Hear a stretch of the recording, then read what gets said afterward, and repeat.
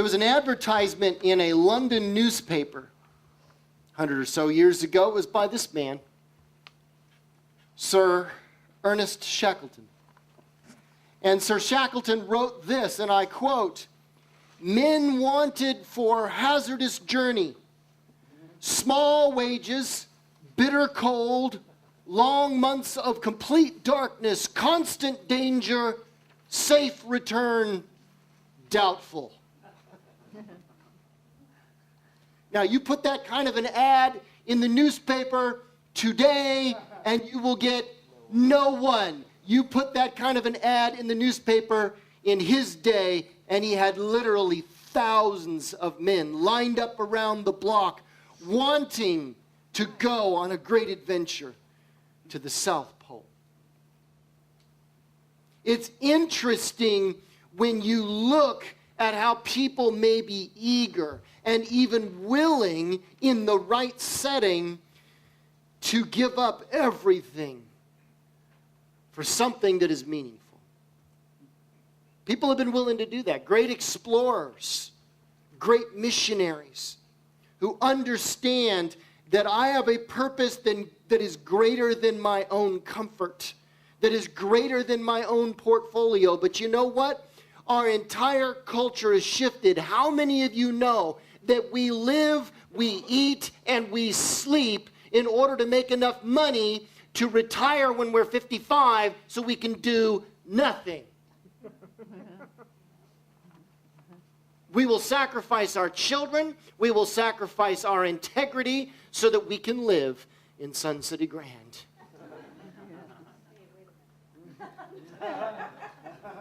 Some of my friends are going, "But I live in Sun City." Yes, maybe you do.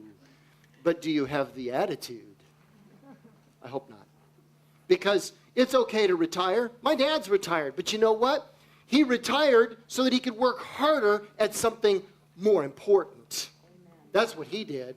My dad goes and he's off at the prisons 3 and 4 days a week preaching the gospel.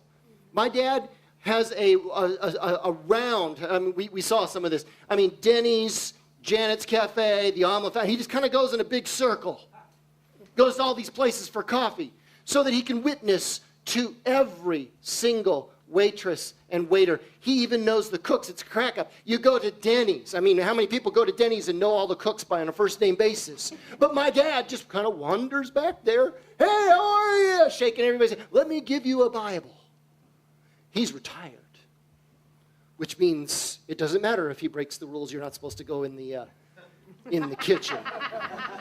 Dad goes, "I'm retired. What are you going to do? Arrest me? I'm here."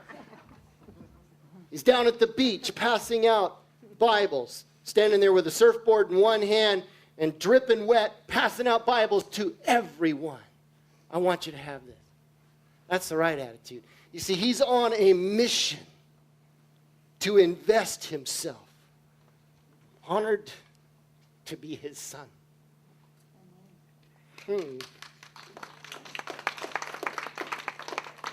I can never go out there and not be on, just awe-inspired by what my dad does. But you see, he has learned something, and so did Sir Ernest Shackleton. They learned that a life without meaning and a life without purpose is no life at all. There's things that we can't do without, and those things are not houses, and they're not cars, and they're not how much money you have in your bank account. They are things that create meaning and purpose in your existence, because a life without meaning is simply empty, and there is no joy in it.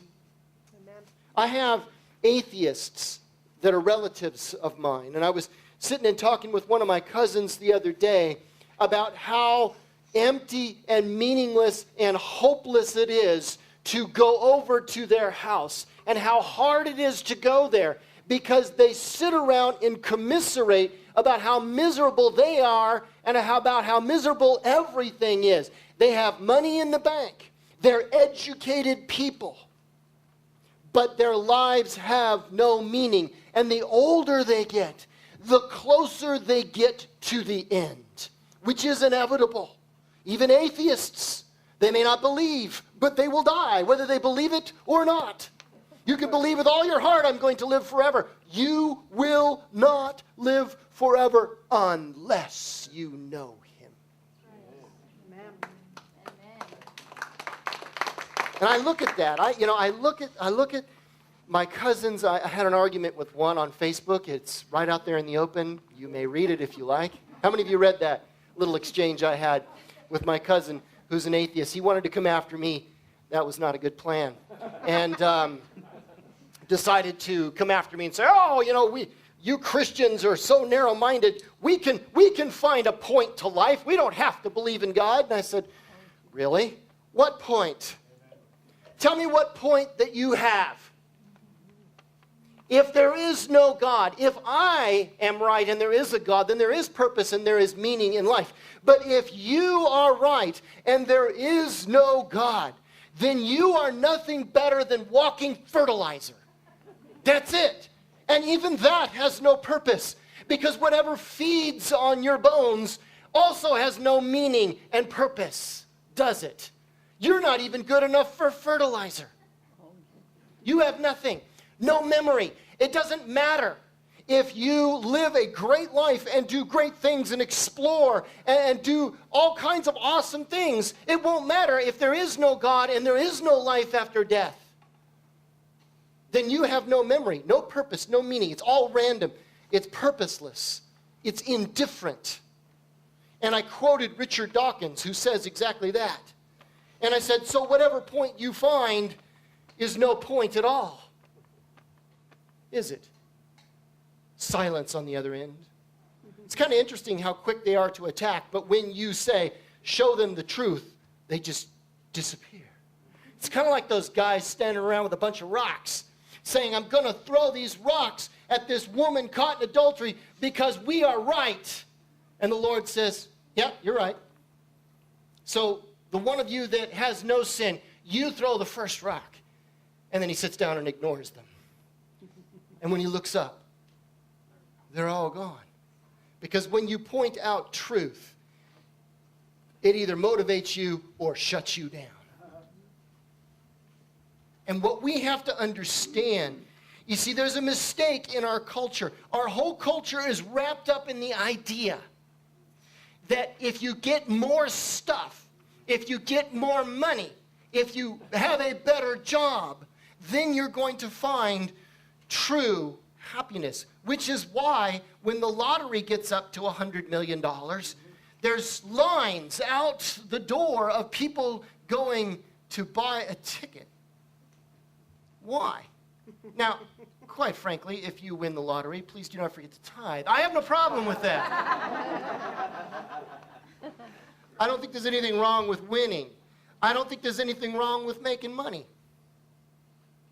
But if that's your whole focus in life, you've got nothing.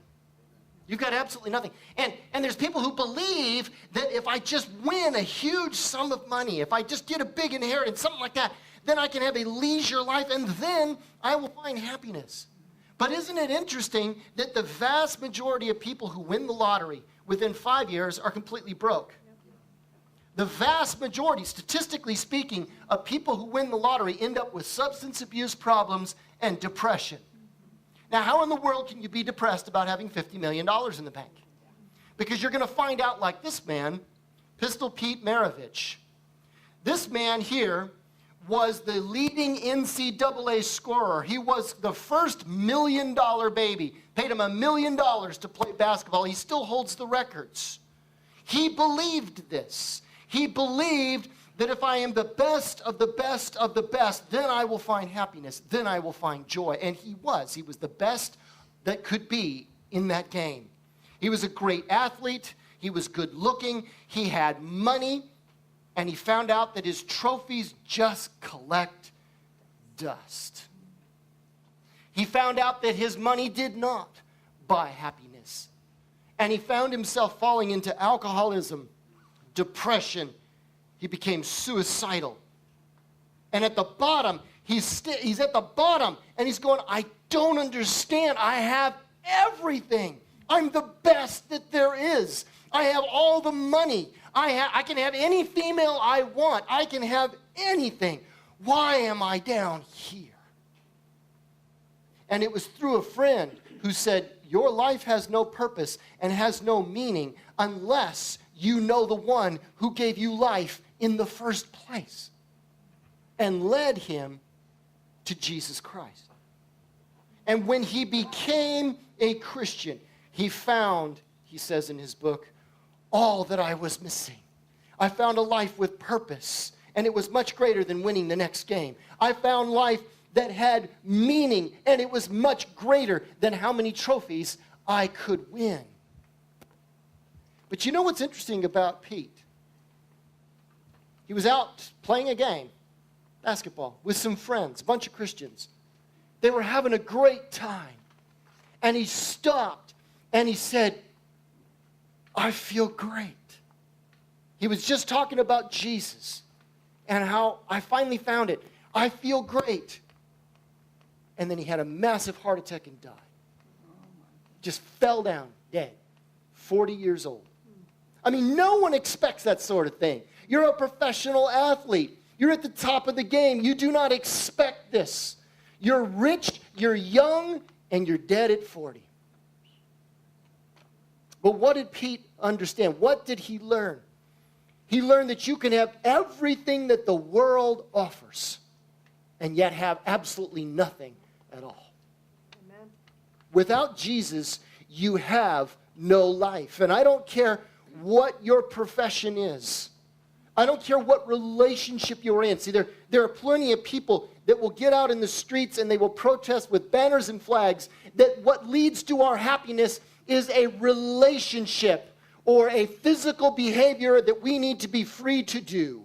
And yet we will never, ever, ever find the purpose and the meaning and the joy that you are looking for in anything, in anyone, in any amount of money, in any activity, in any trophy, in any success. You will never find it outside of Jesus Christ. Who can say amen? Amen. You will never find it. You can never find it. Now, I want to turn to Philippians chapter 1. We're going to talk about a man who was totally and completely sold out for Jesus Christ. The Apostle Paul. He's in a prison. He is going to be tried for his great crime. His great crime of telling people that Jesus is the living God. That he died on a cross but rose again from the grave. And if you put your trust and your hope in him, you can go to heaven and live forever. That was his great crime. It was a great crime because it threatened the power structure of his day. Because the emperor said, I am the ultimate God. All other religions need to come up to me so that I can have power and control over everyone in this empire. And someone who's walking around saying that there is a God that is greater than me, that's a threat to my power. How many of you know that we are living in a society, we are living in a culture that says that what you and I teach, believe, and stand on is a threat to this culture? We are a threat. And do not think that I understate the case. Watch what's happening in our courts. Watch what's happening in the court of public opinion today. What are we being told? What are the courts telling us now? They are saying you do have a right to your religious freedom, but you do not have a right for your religious freedom to encroach upon the public.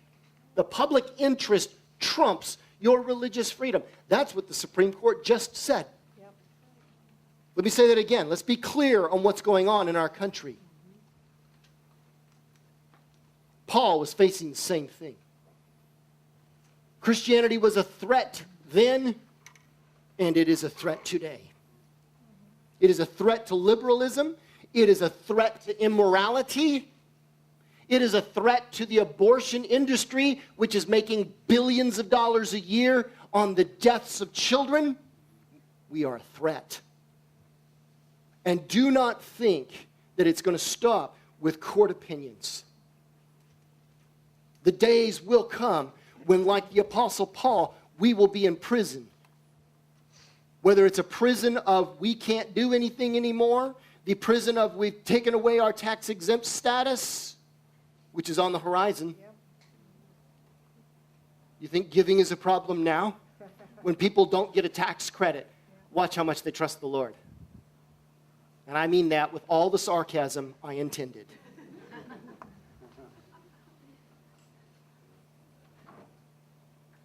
Paul was in a prison because Paul understood something. He understood that there was a purpose and a meaning to life that was greater than his retirement, because he understood that there was no such thing as a retirement in this world that was worthy of anything. Paul said, for me, to live is Jesus Christ. To die is promotion into heaven. So where's the loss here? I'm going to give everything for this mission. And here's what he said in Philippians chapter 1, verse 19. Writing from a prison cell, he said, for I know that as you pray for me and as the Spirit of Jesus Christ helps me, this will all turn out for my deliverance. Now, some people read that and say, see, Paul is trusting that God is going to deliver him from prison. How many of you know that's not what he's talking about? Deliverance? Turn out for my deliverance? He means turn out for my deliverance so that when I stand before the living God, he says, well done. That's what he's saying. See, his confidence came from the cause that he had. He had a real peace even in this situation. He had a real purpose because he found his confidence in God's total control of the future. And you and I must learn to be rooted in the cause of Jesus Christ, because that is greater than any other pursuit. And it is the purpose and the meaning that we desperately, desperately need. We need that. You see, if we dedicate our lives, truly dedicate our lives to following him, to knowing him and making him known, then whether we live or die, whether we have good times or challenging times, it won't matter, because we know we have a mighty and an eternal reward that is greater than anything that we could ever experience on this planet, and that gives us a confidence that keeps us moving on. Amen. But it's a choice that you and I have to make. We're going to have to get past, listen to me now, we're going to have to get past just doing church. We've got to get past that. Church is good. Church is important. That's what we're doing here today. That's what we want to do. It's what we believe in. But we got to get past just doing church. We have to own in our hearts a purpose in life that is to know God and make him known. That has to be our purpose, not just in church, but at work and at home. Whenever we're awake, our whole purpose and meaning in life is to know him and make him known. Amen. That's what we need to be about. We need to get past just doing church. Matthew chapter 16, verse 27. Jesus puts it this way. He said, the Son of Man is going to come in his Father's glory with his angels. This is a promise. This is a prophecy. How many of you know Jesus is coming again? And how many of you know none of us know when? Yeah. It could be today. And if it is, great. Yeah. But if it isn't, it's still going to be hot tomorrow. And we've got to get up and we've got to do things. You know, the heat is a good thing. I mean, so many people think the heat is a bad thing. I think the heat is a good thing because it reminds you where you're headed if you don't know him. And you can tell people, hey, do you like this heat? No. Let me tell you about a heat you really ain't going to like. I mean, you've got an opportunity here. I'm telling you. I mean, when it gets this hot, it's a good thing. And he says, I'm going to come in my Father's glory. Then he will reward each person individually according to what he has done. What are you doing with your life? You see, because here's the key. Listen to me now. We talked about this. We talked about Pete. We talked about Shackleton. And we have got to understand that real joy in life, the real joy that we so desperately want, the whole culture is looking for it. They think they're going to find it in a relationship. They think they're going to find it in a substance, in a party, in a club, in marriage, in divorce, in having kids and not having kids. They do everything to try to find this real joy. But real joy flows from a deep understanding, something down in your heart, something that you choose, that you own, that God will direct your way in life, and he will reward you for being faithful to him. When you own that truth, when that is your drive, it moves you to do extraordinary things. It moves you to a place that you can't come back from. Now, my friend Bill Wilson was speaking at Future Quest. And Bill is a powerful man of God. He's done extraordinary things. And he has gotten to a place in life. Dennis and I were sitting down at lunch with him on Saturday, just yesterday, and just listening to him, just talking to him. This is a man who has stepped into a place, stepped into a realm that you and I are going to have a hard time comprehending.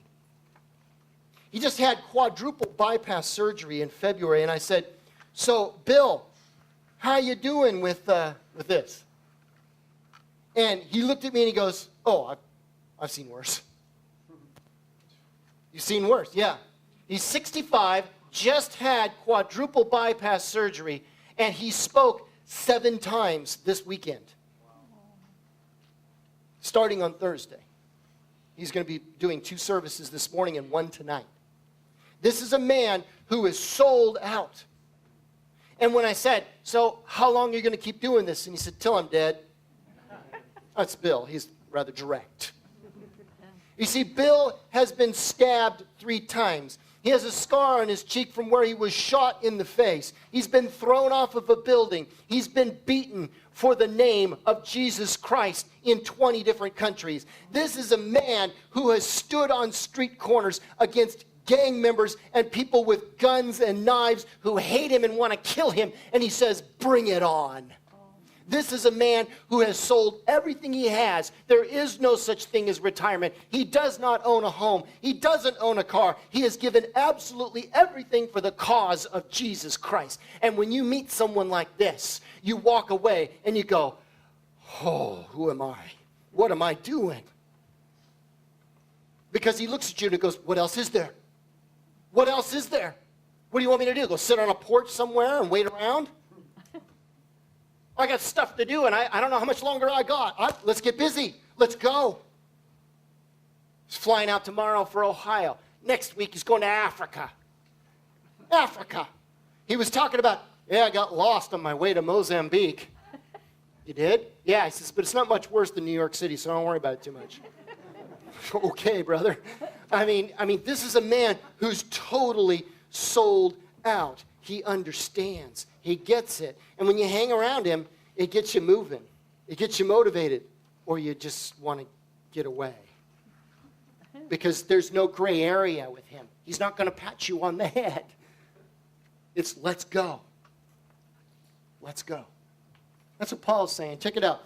Philippians chapter 1, verse 19. For I know that as you pray for me and as the Spirit of Jesus Christ helps me, this will all turn out for my deliverance. For I live in eager expectation and hope that I will never do anything that causes me shame, but that I will, say it with me, always be bold for Christ, as I have been in the past, and that my life will, say it, always honor Christ, whether I live or die. Whether I live or die. I want you to notice that Paul has an expectation that God is going to direct his way, doesn't he? He has an absolute expectation Now, the situation was bleak for him. You got to understand, he's going to be on trial, and the emperor is insane. Nero was insane. Did you know? Let me tell you a little bit about Nero. This is who Paul was up against. Do you think he's going to get a fair trial? Say no.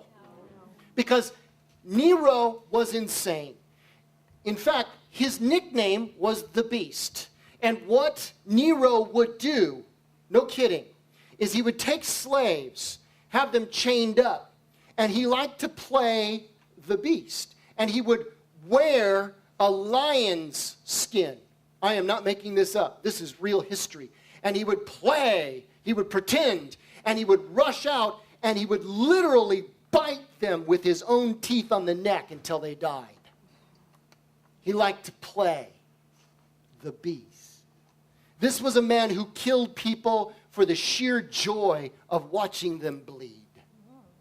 This was the man who went into the arena and got 50, 60,000 people in there so he could watch the lions tear, particularly Christians, into little tiny pieces. Paul's not going to get a fair trial.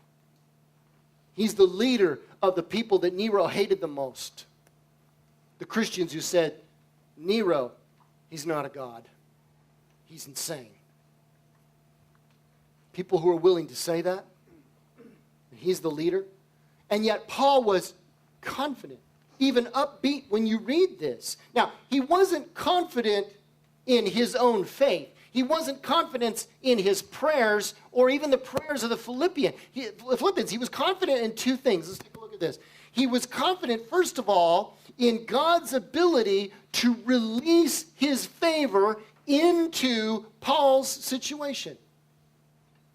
And secondly, he was absolutely confident that God was in control, even if he didn't experience the favor that he wanted to experience. See, he knew God could, and he knew that God would if God wanted to. And it didn't matter either direction for Paul, because Paul had a confidence that live or die, God's got it under control. And it doesn't matter if I die. I mean, he had the attitude. I mean, so many people get to the end of their life. They're getting older. And they look back with tremendous regret because they don't have anything to show for their life. I've met many people like this. You know, I've gone to the hospices and gone to the hospitals and met bitter, angry people. And why? You're in a hospital bed. The odds of you getting out of this bed are exactly, pretty much zero. And you regret what? Not having a bigger house? You're not going back to it. I mean, you're not going back to it. Who cares how big your house is? Who cares how much money? And you regret those things? What have you got? One of the most sobering exercises that I've ever been through, I was actually in Royal Rangers when this happened. They said, we're going to teach you something, boys. Come with us. And we went to a cemetery. Now, Royal Rangers is big into camping, and we're big into, mountain men and that sort of thing. So they took us to the section of the cemetery where the dates are in the 1800s. And they said, nobody's allowed to talk. And we just walked through these stones. Some of them are so old now, you can't read the names. You could barely read the dates at all. And they're all knocked over and all this stuff. And you walk through this area and you see 1840, 1845. You see these dates. And you realize that these people have been in the grave for 150, 160 years. And what's left? You can't even read their names. You can't even read their names.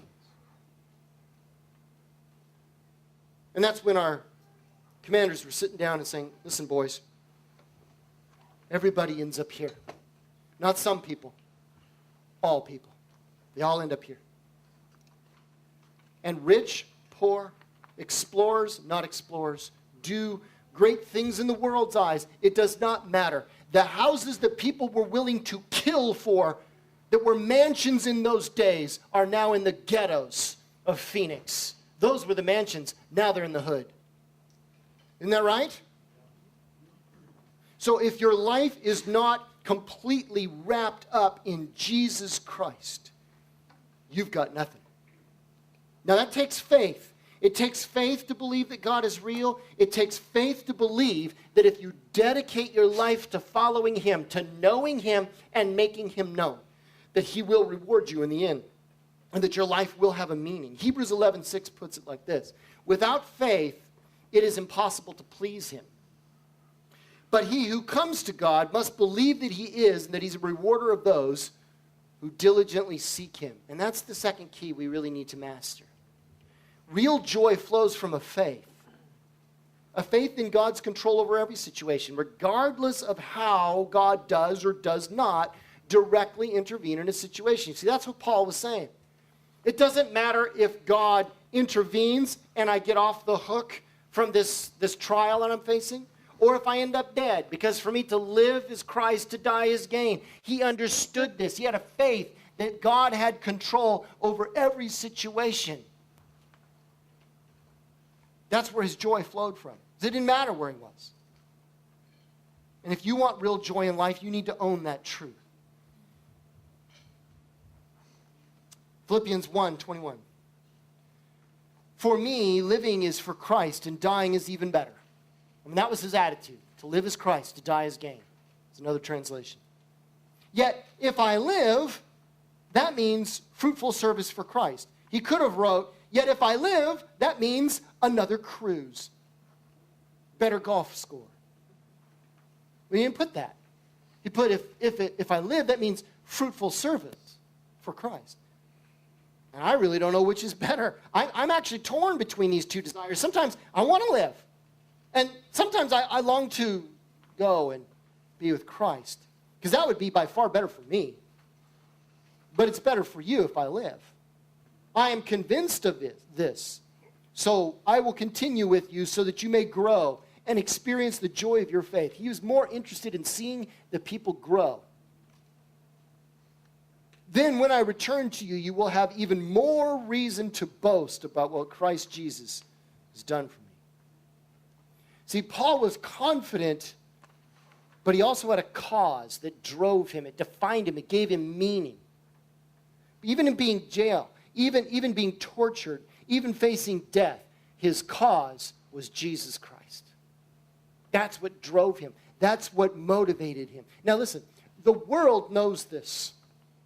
The world knows that we need a fuel to keep us going in life. That's why the world does what it does. That's why you see people that are totally devoted to a political cause. Because it gives them drive and motivation in life.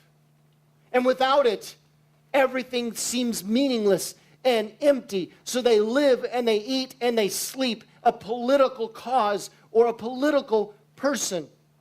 You see the world, you see people devote themselves to a sport, to being an athlete.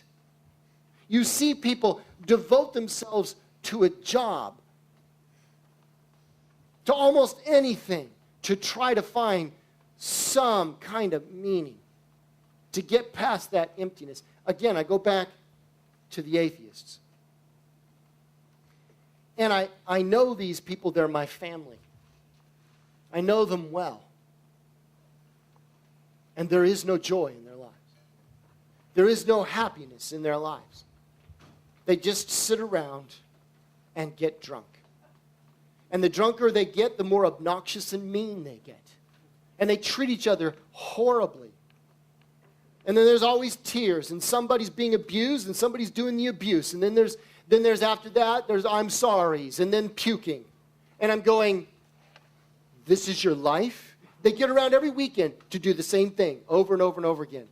And during the week when they're sober, all they're doing is commiserating about how bad this is and how bad that is. They can't see a sunset. They can't see anything because there is no meaning, and there is no hope, and there is no joy. I think about Douglas Adams. He was a famous writer. He wrote The Hitchhiker's Guide to the Galaxy. Lots of sarcasm. Very funny. Made people laugh. very successful. Suicide. Why? You have everything, Doug. I mean, you got everything. Best-selling author, lots of money, prestige. Say anything you want to say. Why'd you kill yourself? Life has no meaning, no purpose, nothing. You can have everything the world offers, and you will have nothing.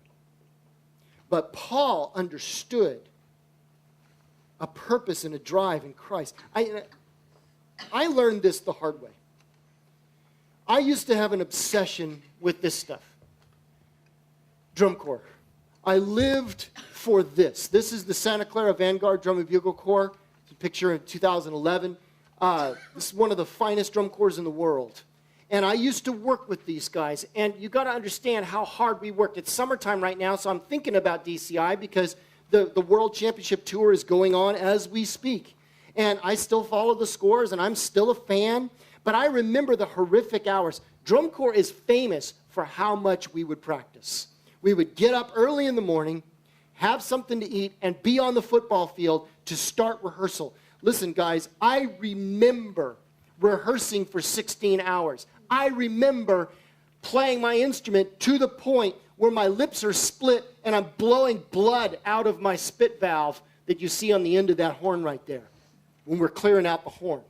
I remember this. I remember practicing so hard in the sun, in the rain. I remember one time in Utah, we were practicing and practicing and practicing in the rain, and that is a silver horn. And my hand was so cold against the horn that when I got off the field, I couldn't bend it out because I'd been holding the horn for so long that I had to sit there and massage it out. I remember working that hard. I remember getting to the show, 10,000 people, everybody on their feet. They think you're the greatest thing in the world until the show is over. And it was like a drug. We're constantly looking for the high of being on the field when the crowd goes wild. But when the crowd is done cheering for you, they're going to cheer for the next corps, and you are forgotten. I was in the World Championship, 1985, in the top 12, the best on the planet. The show that I played in that year wouldn't even crack the top 30 nowadays. Wouldn't even come close. Musically, visually, color guard, nothing. It wouldn't even come close. And nobody remembers it, and nobody cares. All of that rehearsal, all of that practice, everything. You get to the top of the game, and you have nothing. And people devote themselves to that kind of temporary meaning, that kind of purpose that is really pointless. Because there's only one cause that will give you meaning, only one cause that will give you an unfailing joy. And Paul lived his life for that. He didn't live his life for a trophy that will collect dust. He didn't live his life for the cheer of a crowd. He lived his life to promote the truth of Jesus Christ to others. And he did it so completely that he was willing to give up absolutely everything he had for it. See, it's easy to think, it is easy to believe that being a Christian is all about God delivering me from whatever problem I currently have. That's what it's all about. I have news for you. That's not what it's all about. Jesus did not die on the cross so that you could have a comfortable life. Jesus did not rise again from the dead so that he could solve whatever relationship problem that you are having right now. I'm going to be honest with you. Those things are under his radar. They're under his radar. Because whatever physical problem you have right now, he's going, I don't know why you're so worried about it. I'm going to give you a new body. Get over it. Whatever financial problem you're having now, he says, look, I've paved the streets with gold. Your retirement is in place. You do not need to worry about it, but we do. He says, would you get your eyes off of all of that temporary stuff? Would you get your eyes on what I made you to be and do, and that is to know me and make me known. To know me and make me known. See, that's where real joy flows from. It doesn't flow from winning a show like this. We had lots of fun. But how many of you know I can't conjure up that feeling in my heart anymore? I tell this story all the time. You've gone to, how many of you have been on a roller coaster? Been on one? I mean, can you right now, as you're sitting in this chair, close your eyes and pull up all of that adrenaline and have fun again? No, it's a memory, and even your memory is just a little picture somewhere in the back of your head, right? It's nothing. It's nothing. Real joy flows from being totally dedicated to the cause of Jesus Christ. Look at this. Real joy flows from having the right confidence and the right cause, because these things lead to real peace and real purpose in your life. John chapter 8, verse 12. Jesus said, I am the light of the world. If you follow me, you won't be stumbling around through the darkness, because you've found the light that leads to life, real life. Jesus said real life. Many of you are searching for real life. You're a Christian and you're still searching for real life. You do not understand the concept that you being a Christian is not about your life being better. It's about you finding real life. Now I'm going to go back to my dad again. My dad had to discover this too, because he confessed to me that I remember the man he is now. It's kind of like Bill Cosby says when he looks at his parents, and his parents are passing out money to his kids, the grandkids. And he's going, these are not the same people I grew up with. I mean, if you tried to get a quarter out of them when I was a kid, you got a speech about how I had to kill the wolves in order to get lunch. I mean, these people are old and they're trying to get into heaven now. And you know that was his attitude. He was explaining it. And I say the same thing. I look at my dad today. He is not the same man as when I was growing up. He admits it. He says, when I was a kid, he never went to one of my drum corps shows. He never saw any of those things. He didn't go. Why? He was too busy working. My dad was a workaholic. He just traded alcohol for workahol. That's what he did. He quit drinking all right, but the man worked 80, 90, 100 hours a week. He worked a lot. And he confessed to me a few years ago that the reason was he was terrified that he wouldn't have anything at the end of his life. He was terrified. And then one day, when his best friend died, I still remember the day. I was a teenager.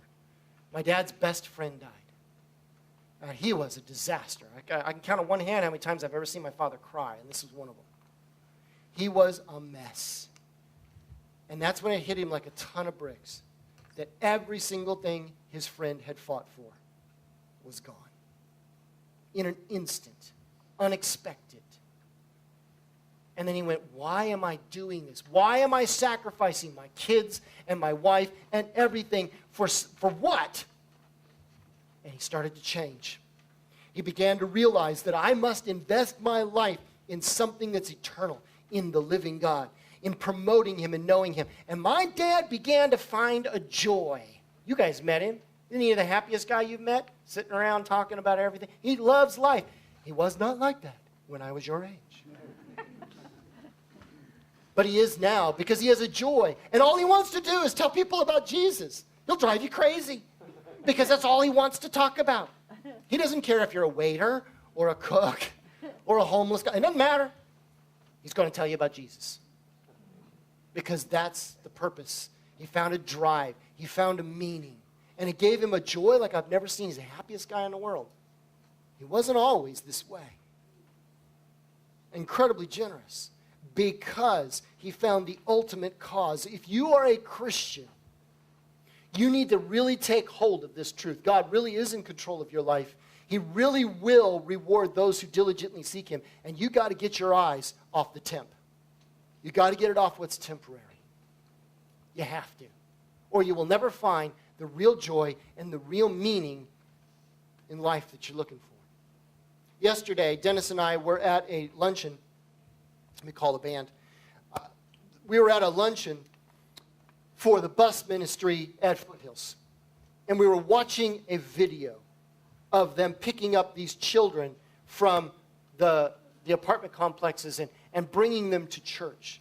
And it was moving to the point of just really choking you up, watching them go pick up these little children. All volunteers, a fleet of about 20 buses going out and getting these children and bringing them back. These people were dedicated. They're dedicated to making a difference. And they're all reporting a joy and a completeness that they've never found anywhere else. Now, you have an opportunity. This church right now, today, we have real needs in this church. And you can fulfill those needs.